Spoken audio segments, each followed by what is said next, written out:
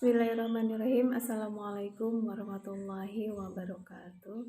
Teman-teman semuanya, alhamdulillah bertemu kembali dengan saya Dian Widiantari di channel YouTube saya ya. Oke, yang belum subscribe silahkan untuk subscribe terlebih dahulu gitu ya. Yang sudah subscribe silahkan untuk lanjut nonton. Oke, berikutnya di kali ini saya akan coba berbagi tentang studi pendahuluan. Bagi teman-teman yang masih galau, yang masih bingung dalam menentukan proposal penelitian untuk tesisnya, mudah-mudahan ini dapat membantu. Oke, studi pendahuluan ini merupakan studi yang dilakukan oleh peneliti dalam rangka mencari informasi yang diperlukan agar agar masalahnya menjadi lebih jelas kedudukannya dan menjajaki kemungkinan diteruskannya pekerjaan penelitian ini. Nah, studi pendahuluan ini harusnya dilakukan oleh kita sebelum melakukan penelitian di jauh-jauh hari, sehingga apa yang akan kita teliti itu memiliki kejelasan apakah itu bisa diteliti atau tidak, apakah kita mampu meneliti atau tidak, apakah dokumen yang kita butuhkan itu ada atau tidak. Nah, kalau Profesor Winarno Surahmad menyamakan studi pendahuluan ini dengan studi eksplanatori. Oke, ada beberapa hal yang harus kita perhatikan dalam melakukan studi pendahuluan. Ini penting bagi kita sebelum kita melanjutkan fokus penelitian yang kita pilih untuk proposal penelitian. Oke, nah di sini saya berikan tips terlebih dahulu mengenai fokus penelitian yang sudah kita bidik itu, apakah perlu tidaknya diteliti gitu ya. Perlu tidaknya diteliti tentang fokus yang awalnya kita bidik. Pertama di sini ada minat ya. Ada minat ya. Yang dimaksud dengan minat di sini adalah apakah judul atau apakah fokus atau judul tersebut memang benar-benar sesuai dengan minat kita. Kemudian yang kedua, apakah peneliti memang akan senang melaksanakan karena menguasai fokus permasalahan tersebut. Jadi yang pertama ini harus kita tanyakan kepada diri kita, apakah yang kita pilih itu memang benar-benar menjadi minat kita untuk mendalaminya. Misalnya ada sebuah fokus penelitian di suatu sekolah yang menarik gitu ya, tentang pendidikan entrepreneurship di TK misalnya, atau manajemen tentang program parenting yang ada di sebuah lembaga pendidikan taman kanak-kanak. Itu harus kita tanyakan kepada diri kita, apakah kita memang memiliki minat untuk mendalami tentang pendidikan entrepreneurship di TK. Minat ini merupakan kesediaan jiwa untuk mau melakukan sesuatu yang memang kita minati. Nah, itu minat, ada kesediaan jiwa. Jadi tanpa disuruh oleh orang lain, tanpa didorong oleh orang lain, kita memang memiliki kesediaan jiwa untuk mendalami pendidikan entrepreneurship misalnya di taman kanak-kanak. Nah, ini harus kita tanyakan, jangan-jangan kita memilih fokus penelitian itu hanya sekedar supaya cepat selesai tugasnya. Nah, ini akan menjadi faktor X ya, faktor X di sana nanti akan mempengaruhi minat kita untuk melanjutkan penelitian atau tidak. Nah, ini berbagi saja, alhamdulillah dari mulai saya membuat skripsi, tesis, dan juga disertasi, ketiganya itu benar-benar saya pertimbangkan bahwa itu adalah minat saya gitu, untuk saya perdalam tentang variabel penelitian, karena S1 saya menggunakan kuantitatif dan karakteristik untuk tesis dan juga untuk disertasi, dan itu benar-benar saya minati. Jadi pada saat saya menghadapi tantangan untuk mendapatkan pengumpulan data, ini menjadi sebuah challenge, menjadi sebuah jihad untuk saya, bahwa saya harus bisa menyelesaikan itu. Nah itu ya, yang pertama harus berdasarkan minat. Kemudian yang kedua, dapat dilaksanakan. Nah ini harus kita tanyakan kepada kita, apakah penelitian yang kita pilih misalnya tentang pendidikan entrepreneurship atau tentang pendidikan manajemen parenting di TK tersebut itu dapat dilaksanakan atau tidak gitu. Banyak faktor yang menyebabkan peneliti tidak dapat melaksanakan rencananya, misalnya ya kemampuan kita untuk memahami tentang manajemen parenting misalnya agak sulit karena karena belum familiar misalnya. Kemudian yang kedua, waktu kita tidak banyak. Nah ini harus kita pertimbangkan nih. Misalnya ada tentang manajemen program parenting gitu ya, sangat bagus, sangat recommended gitu. Tapi tempatnya di TK luar Pulau Jawa. Nah itu harus kita pertimbangkan. Walaupun sekolahnya bagus atau manajemen parentingnya bagus, tetapi kalau misalnya kita tidak sanggup melaksanakan di sana, itu tidak harus kita melanjutkannya. Jadi pertimbangan kemampuan, waktu, fisik kita, tenaga kita, termasuk dana kita, itu harus kita pertimbangkan. Kalau saya penelitian di luar Jawa gitu ya, di luar Pulau Jawa, maka akan menghabiskan dana berapa. Nah ini harus kita pertimbangkan. Jarak tempuh dari rumah ke lokasi penelitian itu harus kita pertimbangkan. Tapi memang bagi kita para peneliti yang menyukai meneliti sebagai passionnya, itu tidak menjadi hambatan buat kita gitu. Itu justru menjadi challenge, itu menjadi sebuah daya tarik, daya tantang kita untuk ayo maju terus gitu ya. Nah bagi Anda yang sedang melaksanakan tesis, tentunya itu kan diburu dengan waktu gitu ya. Jadi kita harus mempertimbangkan jangan sampai fokus penelitian ini dapat dilaksanakan tetapi dengan waktu yang lama gitu. Tapi harus kita pertimbangkan bahwa ketika kita memilih fokus atau variabel ini, maka ini dapat dilaksanakan dengan cepat gitu. Oke ya, kemudian yang ketiga, faktor pendukung. Nah ini harus kita tanyakan, apakah tersedia faktor pendukung untuk penelitian yang akan dilakukan. Nah misalnya data-data yang harus kita kumpulkan itu harus ada. Misalnya nih, kita mau meneliti tentang manajemen parenting, seperti contoh judul beberapa waktu lalu. Berdasarkan informasi, kemudian berdasarkan interview awal dengan kepala sekolah, dengan guru-guru, orang tua, itu bagus pelaksanaannya, keren, bisa recommended gitu.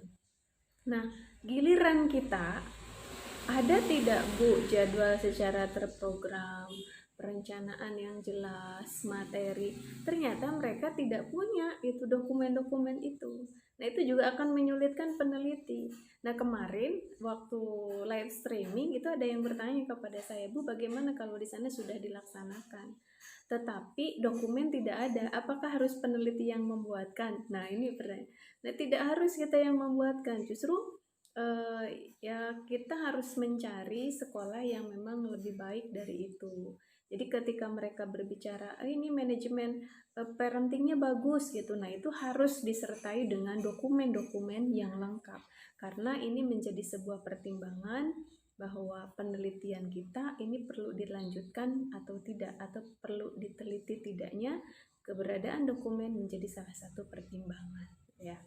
Oke, berikutnya yang keempat adalah cukup manfaat. Nah ini harus kita tanyakan, apakah hasil penelitian yang kita lakukan itu cukup bermanfaat baik untuk kita, untuk kalangan pendidik PAUD misalnya pada umumnya kalau penelitiannya di TK, atau lembaga pendidikan lain pada khususnya juga. Nah ini sebagai contoh, peneliti membahas misalnya meneliti tentang efektivitas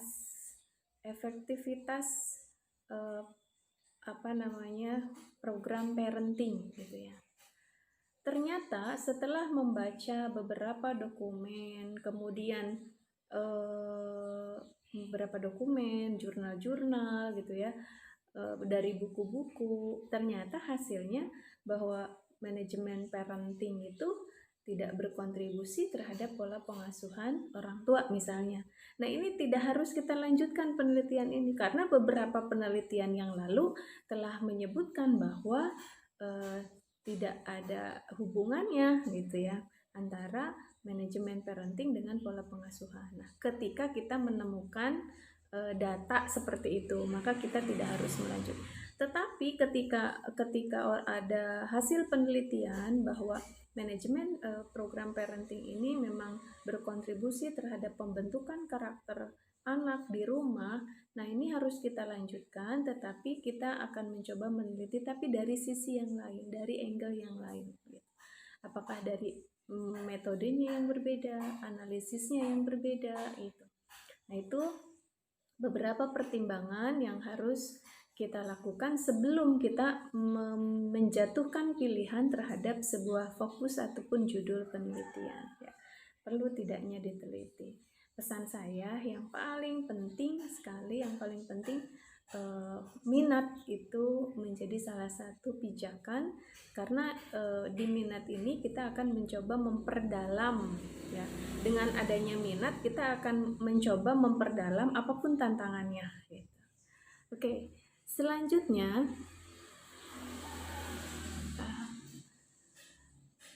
di sini saya akan coba share bagaimana cara melakukan studi pendahuluan. Nah, ini tentunya sebelum kita melakukan kunjungan ke lokasi penelitian atau kunjungan ke lembaga yang akan kita teliti gitu ya. Nah, pertama saya kenal dengan 3P studi pendahuluan ini. Studi pendahuluan ini kita bisa lakukan di rumah, di kampus gitu ya.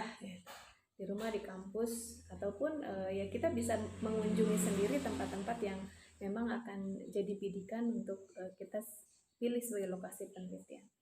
3P apa saja? 3P itu yang pertama paper ya. Paper.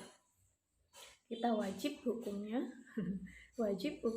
untuk mempelajari berbagai dokumen-dokumen, buku-buku, jurnal-jurnal, laporan hasil penelitian, kemudian media sosial juga, pokoknya semua hal yang sifatnya tertulis yang dalam bentuk dokumen atau paper kita harus pelajari terkait dengan bidikan fokus yang akan kita teliti ya. Misal kita mau meneliti tentang manajemen parenting.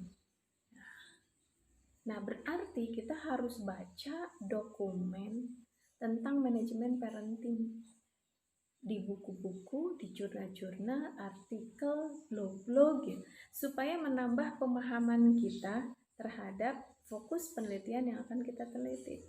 Termasuk juga kalau penelitian kuantitatif sama expose facto, kita harus melakukan studi pendahuluan dengan cara baca paper.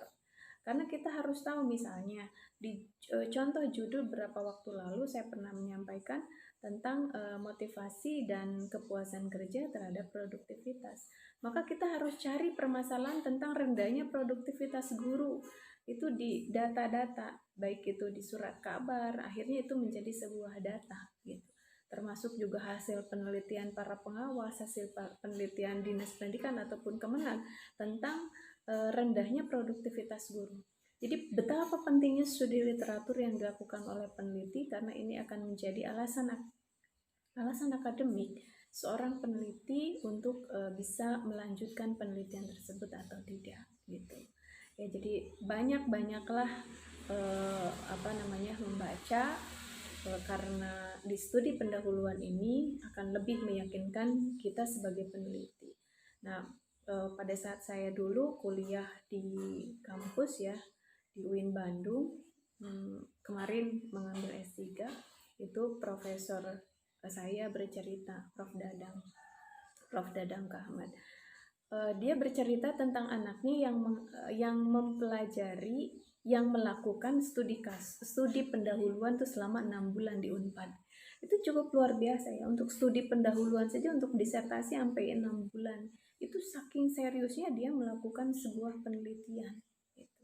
Karena ada sebuah pengharapan bahwa hasil penelitiannya memang menghasilkan sebuah teori yang bisa diimplementasikan atau dilakukan uji transferability di lembaga-lembaga pendidikan yang memiliki karakteristik sama. Nah, sekarang kita banyak mahasiswa yang galau, yang belum jelas judulnya, karena memang mereka tidak melakukan studi pendahuluan. Mereka langsung tring, jadi judul gitu, tanpa studi pendahuluan gitu. Sementara studi pendahuluan ini memiliki peranan penting gitu ya, sebelum peneliti menentukan judul penelitian. Jadi penting baca dokumen, penting baca jurnal, baca buku, laporan hasil penelitian, tesis orang, disertasi orang, skripsi orang, itu sangat penting. Kemudian yang kedua, cara studi pendahuluan dengan person itu orang, misalnya ada individu, ada orang. Kita harus bertemu dengan seseorang, bertanya, kemudian konsultasi dengan expert. Nah, itu penting gitu. Bu, kalau saya meneliti tentang pendidikan karakter suku pendidikan karakter di suku Naga, di kampung Naga ya, itu bisa enggak? Itu sangat bisa. Misalnya ada yang konsultasi, itu bisa, tapi harus dipertimbangkan A, B, C, D, F, G. Kamu harus nginep di sana. Kalau bahasa Jermannya sih mondok moe gitu ya. Untuk mengetahui pendidikan karakter di kampung Naga, kita tidak bisa sekali datang loh ke situ. Orang dari jalan besarnya aja ke tempatnya itu harus jalan kaki, butuh beberapa jam gitu ya untuk sampai di sana, tidak ada kendaraan. Nah, maka kita harus mondok moe di situ. Nah, ketika harus tinggal di sana dalam beberapa waktu yang lalu, itu harus dipertimbangkan kamu sanggup atau tidak. Nah, itu pentingnya melakukan studi pendahuluan, bertemu, bertanya, dan konsultasi dengan expert atau ahli. Termasuk juga dengan guru yang akan kita hubungi, yang akan kita teliti. Misalnya kita meneliti tentang manajemen parenting tadi. Ternyata setelah kita datangi sekolah tersebut, mereka nggak punya dokumen, nggak punya data gitu. Nah, saat sudah bertemu seperti itu, kita tidak memaksakan untuk melanjutkan penelitian itu. Nah, itu pentingnya studi pendahuluan. Bertemu dengan orang, bertanya, kemudian konsultasi, itu sangat penting gitu. Makanya kampus biasanya menghadirkan pembimbing sebagai uji confirmability ya, uji dependability di sana, untuk kebergantungan konsultasi antara mahasiswa dengan dosen gitu. Jadi penting yaitu untuk melakukan konsultasi. Kemudian 3P yang ketiga, cara studi pendahuluan adalah dengan place atau tempat. Kita harus tahu tempatnya, lokasinya gitu, kemudian benda-benda atau di lokasi tempat penelitian. Nah, ini harus kita studi pendahuluan. Jangan sampai misalnya kita meneliti tentang media pembelajaran, kata orang berdasarkan informasi bagus, Bu. Ternyata pada saat kita datang ke lokasi ternyata medianya juga biasa aja gitu. APL dalamnya, APL luarnya biasa saja gitu. Nah, itu harus kita lakukan studi pendahuluan terlebih dahulu. Kita meneliti, misalnya saya pernah meneliti di Garut ya, Man1 Garut, meneliti tentang keterampilan otomotif gitu. Saya baca, telusuri di jurnal, di website, kemudian berkonsultasi dengan beberapa expert gitu, bahwa Garut bagus. Nah, setelah saya kunjungi, alhamdulillah sesuai ekspektasi. Ternyata di sana terdapat bidang keterampilan otomotif yang ternyata sudah lengkap peralatannya, dan itu merupakan studi pendahuluan yang saya lakukan, sehingga saya semakin mantap, semakin yakin bahwa saya akan melanjutkan penelitian di situ. Oke, jadi bagi teman-teman yang masih belum memunculkan sebuah judul, maka saya sarankan untuk studi pendahuluan. Ini memang nggak bisa di kampus studi pendahuluan ini, tapi Bapak dan Ibu atau teman-teman semuanya harus memiliki inisiatif sendiri di luar kampus tentunya. Ini dilakukannya di luar kampus ya. Oke, Yang selanjutnya, apa sih manfaat studi pendahuluan? Pertama, kita akan tahu dengan pasti apa yang akan diteliti, gitu ya. Fokus penelitian itu bahasa saya. Jadi yang pertama manfaatnya adalah kita akan tahu dengan pasti apa sih yang mau diteliti oleh kita. Kemudian setelah kita tahu fokus penelitiannya apa, maka saya harus mencari sumber tuh kepada siapa saja, gitu. Apakah kepada kepala sekolah nih, misalnya saya udah tahu nih, sekarang saya sudah yakin bahwa saya akan meneliti tentang manajemen parenting gitu. Maka nanti yang akan saya jadikan sebagai sumber data primernya adalah satu, kepala sekolah, yang keduanya ada ketua pelaksana, dan yang ketiganya ada bagian kurikulum. Nah, itu di studi pendahuluan gitu. Sudah sampai pada tahapan sana. Kemudian yang berikutnya, saya akan tahu nih cara memperoleh datanya dengan apa. Oh ya, saya harus interview kepada mereka bertiga, kemudian saya harus observasi ke sekolah TK Darul Hikam, dan yang ketiga, kemudian saya harus melakukan studi dokumentasi, mempelajari berbagai macam dokumen-dokumen yang berkaitan dengan manajemen parenting gitu. Nah, ini di studi pendahuluan loh kita bisa menentukan ini. Bukan pada saat bikin proposal yang ngimplang gitu, tapi sebelum bikin proposal, sebelum kita mendesain sedemikian rupa judul yang akan kita lakukan, kita sudah tahu kepada siapa kita nanti akan meminta informasi, kepada siapa kita nanti akan mengambil data, dan caranya itu seperti apa. Ini harus sudah ada dalam pikiran kita sebelum tertuangkan dalam proposal. Kemudian yang berikutnya, tahu analisis datanya seperti apa dengan cara reduksi, kemudian display, kemudian conclusion. Nah, itu harus sudah kita pahami di luar kepala ya sebelum kita merumuskan. Kemudian yang terakhir, kita akan tahu manfaat penelitian kita, baik itu untuk saya sebagai peneliti, kemudian untuk teman-teman di lembaga pendidikan, atau bahkan untuk lembaga pendidikan sendiri, atau bahkan berkontribusi terhadap kebijakan dan juga teori dalam pendidikan anak usia dini. Nah, ini harus kita matangkan betul di studi pendahuluan. Jadi penting bagi kita semua untuk melakukan studi pendahuluan. Dan ini saya coba share saja bahwa tempo hari pada saat tesis ataupun disertasi dan juga skripsi, saya dari awal memang betul-betul by design mencoba untuk merumuskan next saya karya tulisnya mau apa. Itu dari awal. Karena sejak kelas 3 MA Putri pada waktu itu saya sudah membaca tesis, saya sudah membaca skripsi punya orang lain, hasil penelitian punya orang lain, itu beberapa karya laporan hasil penelitian KPM itu juga saya baca pada zaman-zamannya di Madrasah Aliyah kelas 3. Nah, itu ternyata akan memberikan bekal yang cukup bagus untuk saya ketika nanti saya bikin skripsi, saya harus seperti ini. Itu udah di awal-awal perkuliahan tuh sudah seperti itu. Apalagi pada saat tesis dan juga disertasi, karena sudah punya pengalaman bikin skripsi. Nah, itu sudah dimatangkan betul oleh saya. Makanya tidak di dalam tiga masa perkuliahan itu tidak pernah telat untuk selesai. Bahkan selesai di sebelum waktunya di tiga tingkatan itu. Karena saya mencoba dari awal sudah mendesain saya ke depan harus penelitian tentang apa. Jadi pada saat dosen Prof. Muhyiddin Syah pada waktu itu menyampaikan tentang seminar proposal, tentang metodologi penelitian 1, metodologi penelitian 2, itu sudah saya fokuskan, pertanyaan-pertanyaan itu sudah milik saya. Pertanyaan-pertanyaan itu sudah saya munculkan untuk calon disertasi saya gitu. Nah, ini akan banyak membantu, mudah-mudahan bisa berbagi dengan teman-teman semuanya, sangat menyenangkan di dunia metodologi penelitian, apalagi kalau kita punya banyak waktu gitu ya untuk meneliti. Oke, terima kasih banyak untuk teman-teman semuanya sudah klik video ini. Jangan lupa subscribe. Sekali lagi saya aturkan jazakallahu khairan katsiran, jazakillahu khairan katsiran. Mudah-mudahan bermanfaat. Assalamualaikum.